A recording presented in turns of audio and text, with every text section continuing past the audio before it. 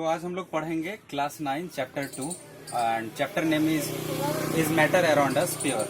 ठीक है, तो हम लोग इसमें देखते हैं कि क्या मैटर जो हमारे चारों ओर दिखता है ना, हमारे सराउंडिंग में क्या है, मैटर बहुत सारे हैं, है ना। सभी चीज दुनिया में जो भी है वो क्या चीज से बने हुए, मैटर से। हम लोग पिछले चैप्टर में बहुत कुछ मैटर के बारे में डिस्कस किए थे। मैटर के 3 स्टेट होते हैं, जैसे कि सॉलिड, लिक्विड और गैस के बारे में भी हम लोग देखे थे, है ना।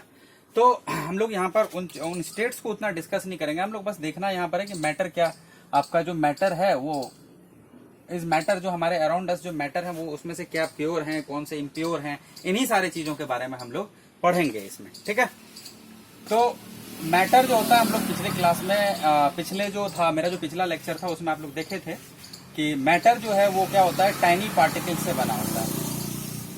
किससे होता है? Tiny particles. और ये टाइनी पार्टिकल्स क्या है? ये टाइनी पार्टिकल्स है आपका एटम और मॉलिक्यूल।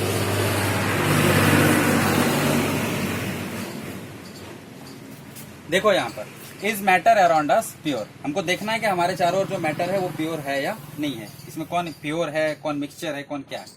तो मैटर किस चीज से बना होता है? हम लोग देखे थे टाइनी पार्टिकल्स से। और मैटर कहते हैं किसको? Anything which occupy some space and have some mass. ऐसे ही चीजों को हम क्या कहते हैं? मैटर कहते हैं। चलो अब आते हैं, ये टाइनी पार्टिकल्स क्या है? एटम है और मॉलिक्यूल्स। और ये एटम क्या है? एटम क्या है? एटम जो है, जब आप किसी एलिमेंट को किसी भी मैटर को आप, है ना, ये टाइनी पार्टिकल, जिसको अगर फर्दर आप डिवाइड करते चले गए तो एक समय आएगा जब ये डिवाइड होना बंद हो जाएगा। ठीक है, तो वो जो सबसे स्मॉलेस्ट पार्टिकल आपको मिलेगा that is known as what? Atom. वो जो सबसे छोटा चीज आपको मिलेगा that is called what? Atom. तो ये मॉलिक्यूल्स क्या है? ये मॉलिक्यूल्स क्या है? देखो मॉलिक्यूल्स को होता है, हम लोग 2 तरीके से पढ़ते हैं। मॉलिक्यूल्स क्या है? Combination of 2 or more than 2 atom.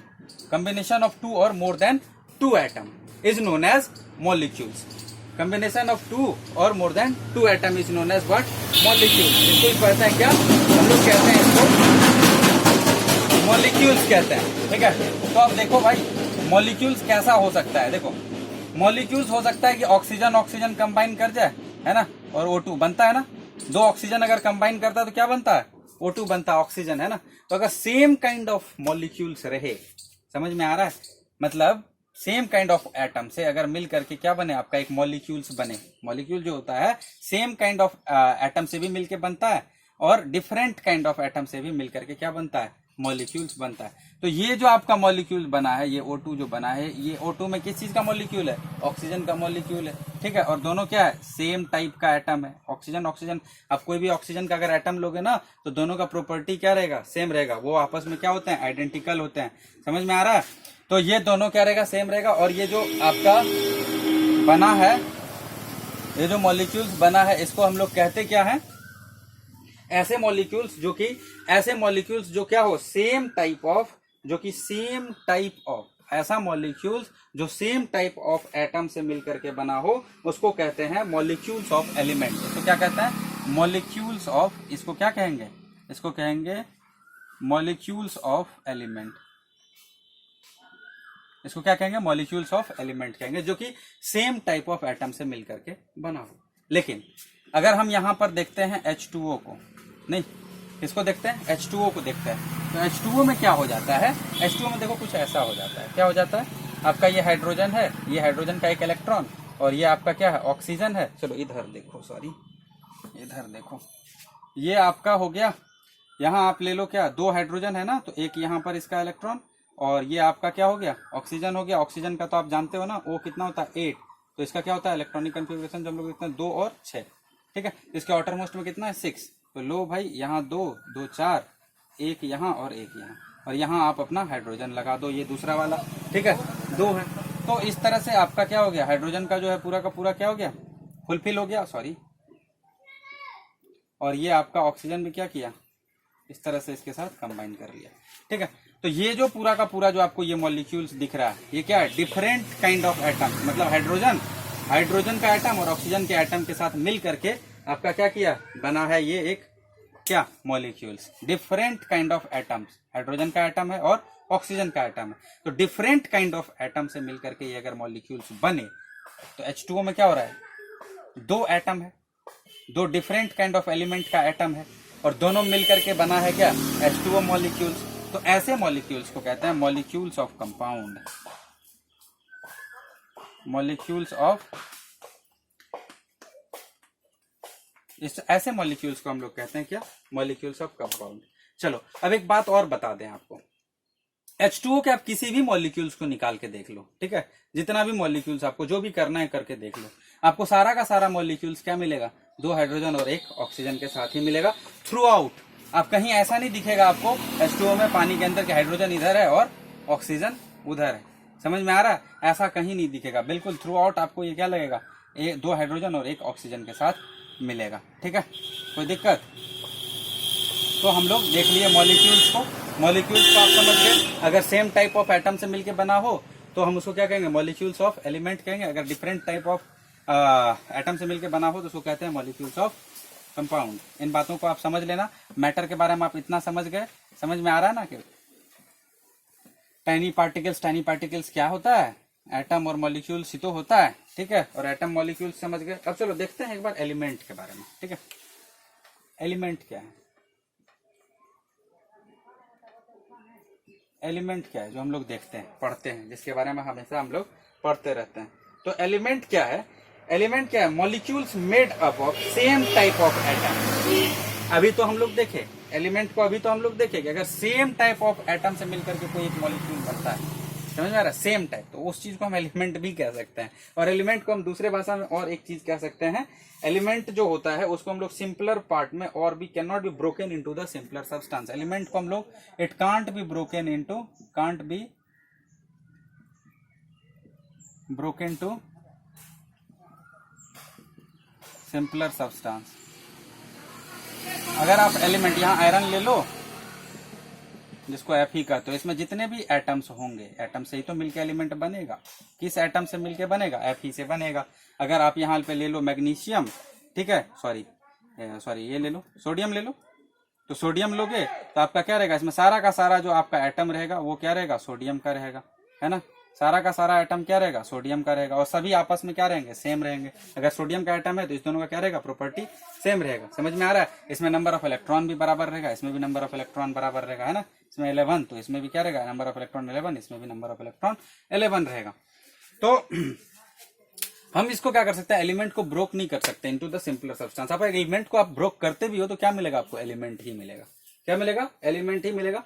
अब ऐसा मत कह देना कि सर आप ही तो लिख रहे हैं कि यहाँ पर एटम से मिलकर के बना हुआ है, ठीक है, एलिमेंट एटम से मिलकर बना हुआ है, लेकिन आप अगर आप आयरन को लेकर तोड़ते जाओगे ना तो एलिमेंट आपको क्या मिलते चले जाएगा, आयरन ही मिलता चले जाएगा। और ये जो होता है ये इनविजिबल होता है, एटम जो होता है वो इनविजिबल होता है। आप आयरन को तोड़ते तोड़ते इनविजिबल मत कर देना, समझ में आ रहा है। इनविजिबल जब आप कर दोगे तब आपको एटम मिलेगा, लेकिन आप एलिमेंट को नॉर्मली अगर आप तोड़ते चले जाओगे तो आपको क्या प्राप्त होगा, सिर्फ और सिर्फ आयरन ही मिलता चले जाएगा, ठीक है। मतलब ऐसा नहीं कि आप उसको ब्रेक करते जाओगे तो उसका प्रॉपर्टी बदलता चला जाएगा, समझ में आ रहा है, ठीक है। क्यों इसलिए प्रॉपर्टी नहीं बदलेगा क्योंकि आयरन जो भी आयरन एक बना हुआ होगा वो सेम काइंड ऑफ एटम से बना हुआ होगा। तो एलिमेंट समझ गए, चलो तो आप समझ गए इसको, आप समझ गए किसको, मैटर समझ गए, आप समझ गए एलिमेंट समझ गए, आप समझ गए मॉलिक्यूल्स। चलो, और मॉलिक्यूल्स में आप एक चीज को ध्यान में रखना, फिर से बता दे रहा है, अगर सेम टाइप ऑफ मॉलिक्यूल्स अगर सेम टाइप ऑफ एटम से मिलकर बना हुआ है, मॉलिक्यूल्स है क्या भाई, मॉलिक्यूल्स है combination of 2 or more than 2 atom, combination of 2 or more than 2 atom is known as what,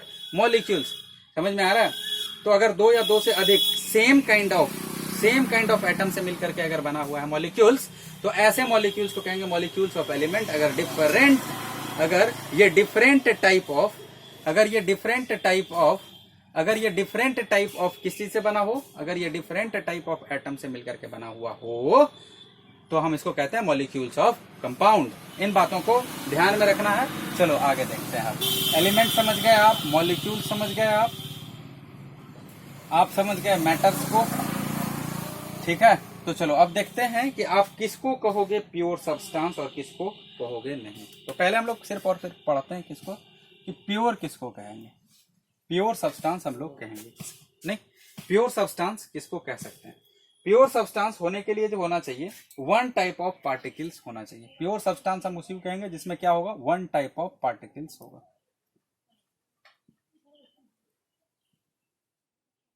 1 type of particles. और अभी तो हम लोग पढ़े थे पार्टिकल्स का मतलब क्या, एटम या मॉलिक्यूल्स। एक बार आंख बंद करके यहां सोचना, समझ में आ रहा है कि वन टाइप ऑफ पार्टिकल्स का मतलब क्या है, समझ में आ रहा है।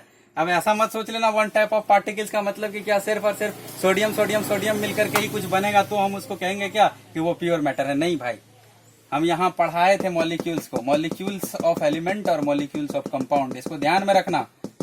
और पार्टिकल्स के नीचे ही एटम और मॉलिक्यूल्स है, ये बात भी ध्यान में रखना। पार्टिकल्स बना होता है किससे, एटम या मॉलिक्यूल से। तो यहां पर कंफ्यूज नहीं होना है। अगर हो गए तो वीडियो को बैक करना और फिर से उसको सुनना और फिर आगे बढ़ के यहां आना, ठीक है। तब समझोगे कि प्योर हम किसको कहते हैं, वन टाइप ऑफ पार्टिकल से जो बना हुआ हो। समझ में आ रहा है। तो हम लोग इसको प्योर सब्सटेंस कहेंगे। प्योर सब्सटेंस होने के लिए क्या क्या इसका क्या क्या कैरेक्टरिस्टिक होता है, ये देखो। प्योर सब्सटेंस जो होता है वो सेपरेट नहीं किया जा सकता है by the physical means. Pure substance को आप सेपरेट नहीं कर सकते हो फिजिकल मीन्स से। जैसे आप अगर H2O लिए, ये क्या है, एक प्योर सब्सटेंस है। नहीं, H2O क्या है, एक प्योर सब्सटेंस है। अभी तो आपको हम दिखाए थे इसका एक स्ट्रक्चर, H2O का एक स्ट्रक्चर तो अभी आपको हम दिखाए थे कि H2O मॉलिक्यूल्स कैसे होते हैं, है ना, दिखने में कैसे होते हैं, वो आपको दिखाए थे। दो H और एक O था उसके अंदर, ठीक है। तो उसके आप किसी भी मॉलिक्यूल्स को ले लो, किसी भी फिजिकल, मतलब इसको आप इवोपरेट कर दो, चाहे कुछ भी कर दो, है ना, हथौड़ा चला दो या कुछ भी कर दो, गर्म कर दो, आप इसको क्या कर सकते हो, ब्रेक नहीं कर सकते हो। जो आपको मिलेगा वो भी क्या मिलेगा, एक H2O मॉलिक्यूल्स आपको मिलेगा ही, ठीक है। H2O मॉलिक्यूल्स ही मिलेगा, वो कंबाइंड फॉर्म में ही रहेगा, हाइड्रोजन और ऑक्सीजन। समझ में आ रहा है। और ऐसे मॉलिक्यूल्स को तो हम क्या कहते हैं, मॉलिक्यूल्स ऑफ कंपाउंड कहते हैं। और ऐसे चीज को हम क्या कहेंगे, ये वन टाइप ऑफ मॉलिक्यूल से ही बना हुआ है। किसके मॉलिक्यूल से, वन टाइप ऑफ मॉलिक्यूल से। कैसा मॉलिक्यूल है ये, मॉलिक्यूल ऑफ कंपाउंड है। समझ में आ रहा है। तो ऐसे वन टाइप ऑफ, अब ये क्या है, एक पार्टिकल से, वन टाइप ऑफ पार्टिकल से क्या बना हुआ, आपका वाटर बना हुआ है। तो ये क्या है, आपका प्योर है।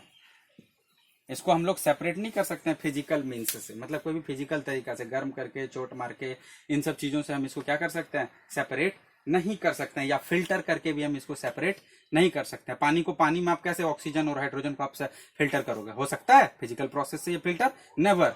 तो ये क्या है, इसके कॉन्स्टिट्यूएंट को, मतलब हाइड्रोजन और ऑक्सीजन को आप कभी सेपरेट नहीं कर सकते हो फिजिकल प्रोसेस से। ऐसे चीज को हम क्या कहेंगे, प्योर सब्सटेंस कहेंगे। दूसरा, ये यूनिफॉर्म कंपोजिशन में रहता है। अगर मान लो कि आप NaCl या मीथेन या CH4 भी आपका क्या है, एक प्योर सब्सटेंस है। तो ये जो रहेगा, ये H और ये C या फिर इसमें H या ऑक्सीजन, ये यूनिफॉर्मली क्या रहेगा, मिक्स्ड रहेगा। ऐसा नहीं, ये यूनिफॉर्मली एक दूसरे मतलब पार्टिसिपेट किए हुए रहेगा आपस में। समझ में आ रहा है। ये नहीं कि H इधर है, O उधर है ना, C इधर है, वो इधर है। NaCl है तो Na इधर है और Cl उधर है। नमक कहीं कुछ दिख रहा है और कहीं कुछ दिख रहा है। नमक आपको दिखता है तो कैसा दिखता है, NaCl आपको पूरा का पूरा क्या लगता है, व्हाइट रहता है। और उसको अगर इतना भी उठा करके एक जगह पे पानी में आप उसको घोलो तो वो सेम प्रॉपर्टी देगा। आप पूरा भी उठा के घोलो तो वो सेम प्रॉपर्टी देगा। ऐसा थोड़ी है कि थोड़ा सा अगर नमक उठा के डाल दिए तो क्लोरीन जैसा लगने लगा और थोड़ा सा उठा के डाल दिए तो सोडियम जैसा लगने लगा पानी में। ऐसा कुछ नहीं होता है। वो थ्रू आउट क्या रहता है आपका, थ्रू आउट वो क्या रहता है, यूनिफॉर्म कंपोजिशन रहता है, जिसको कहते हैं हम लोग होमोजीनियस भी कहते हैं। ऐसा सब्सटेंस को हम कहते हैं होमोजीनियस भी कहते हैं, होमोजीनियस इन नेचर होता है वो। और उसके बाद आप लोग देखो, it has a fixed melting and boiling point. जो भी आपका प्योर सब्सटेंस होगा, प्योर सब्सटेंस का MP मेल्टिंग पॉइंट और बॉइलिंग पॉइंट क्या होगा, थ्रू आउट जो होता है वो क्या होता है, सेम होता है, चेंज नहीं होगा, ठीक है, नेवर चेंज। ये क्या होगा, हमेशा इसका मेल्टिंग पॉइंट और बॉइलिंग पॉइंट क्या रहेगा, सेम रहेगा। ये चेंज नहीं होगा वाटर का। आप इतना वाटर लो, इतना वाटर लो, उतना लो, चाहे जितना लो, ठीक है, आपकी मर्जी, आप जितना लो। इसका क्या होगा, मेल्टिंग पॉइंट और बॉइलिंग पॉइंट कभी भी बदलेगा नहीं प्योर सब्सटेंस का। ये बात को ध्यान में रखना है, ठीक है, समझ में आ रहा है।